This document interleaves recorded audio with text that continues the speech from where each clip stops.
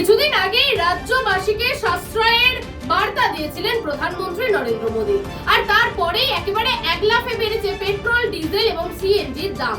আর এই মুহূর্তে কার্যত এই যে দাম বাড়ছে সেই দাম আরো বেড়ে যাওয়ার আশঙ্কায় রয়েছে কিন্তু রাজ্যবাসী। এই মুহূর্তে সরাসরি রয়েছে আমাদের প্রতিনিধি অনিন্দ। প্রধানমন্ত্রী নরেন্দ্র মোদী তিনি রাজ্যবাসীকে বিভিন্ন ধরনের ঘোরাফেরা থেকে শুরু করে সোনা দানা কেনার পর্যন্ত জিনিসের একেবারে সাশ্রয় করতে বলেছিলেন, কিন্তু তারপরেই দেখা যাচ্ছে এক লাফে বিভিন্ন জিনিসের দাম বৃদ্ধি হয়েছে। আর এই বিষয়ে আর কি কি আপডেট রয়েছে তোমার কাছে?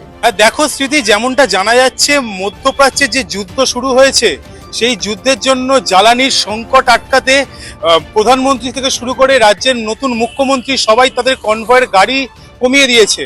কিন্তু এই মুহূর্তে গতকাল রাত থেকে যে খবরটা উঠে আসছে, পেট্রোলের দাম দেখা যাচ্ছে এই মুহূর্তে লিটার প্রতি 108 টাকা 74 পয়সা, এবং তার সাথে ডিজেলের দাম হয়েছে এই মুহূর্তে 95 টাকা 13 পয়সা।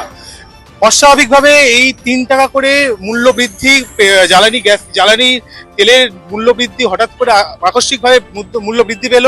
এর একমাত্র কারণ হিসেবে রাষ্ট্র দপ্তর যেটা বলছে সেটা হচ্ছে এই যে মধ্যপ্রাচ্যের বা পশ্চিম এশিয়ার যে যুদ্ধ, এই যুদ্ধকে কেন্দ্র করেই এই মুহূর্তে রাজ্যের তেলের দাম 3 টাকা করে বৃদ্ধি পেল। একই সাথে যে পেট্রোল এবং ডিজেল দুটোরই দাম সমানভাবে বৃদ্ধি পেয়েছে, এবং এর জন্য প্রধানমন্ত্রী থেকে মুখ্যমন্ত্রী প্রত্যেকের গাড়ির কনভয় যেটা ছিল সেই কনভয়কেও অর্ধেক করে দেওয়া হয়েছে। এবং প্রধানমন্ত্রী বার্তা রেখেছেন যে এই মুহূর্তে সোনা কেনাতে তিনি পাবন্দি রেখেছেন, তার সাথেও যে জ্বালানি সেই জ্বালানি সঞ্চয় করার কথাও তিনি বলে দিয়েছেন।